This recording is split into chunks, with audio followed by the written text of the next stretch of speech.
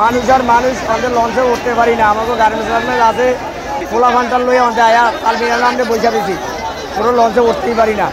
বহুত লোকজন পরিমাণ লোক কিন্তু প্রচুর পরিমাণ, অনেক লোক ভিড় আছে ডাবল।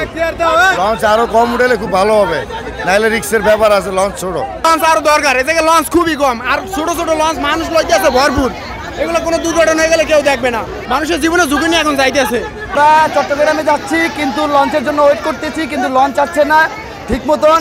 লঞ্চের দরকার 3-4টা, কিন্তু লঞ্চ দিয়ে রাখছে একটা। প্রচুর গরম, যাত্রীর কোনো শেষ নাই, কিন্তু আমরা এখনো লঞ্চ পাচ্ছি না।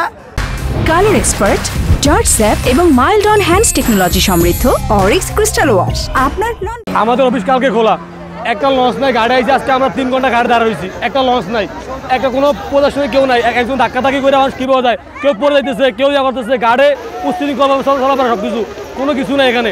এই লঞ্চ গার্ডের যেই ব্যবস্থাপনা, এটা অত্যন্ত নাজুক, এটা বলার মতো না।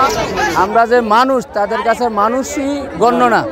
এবং যারা এই অঞ্চলের গাড়ির ড্রাইভারের 100 টাকার ভাড়া 400 টাকা 300 টাকা প্রত্যেকটা জায়গায়, এগুলো দুর্নীতি, অনিয়ম।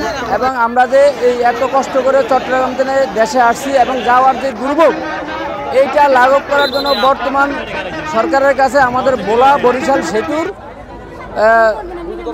খুব দরকার।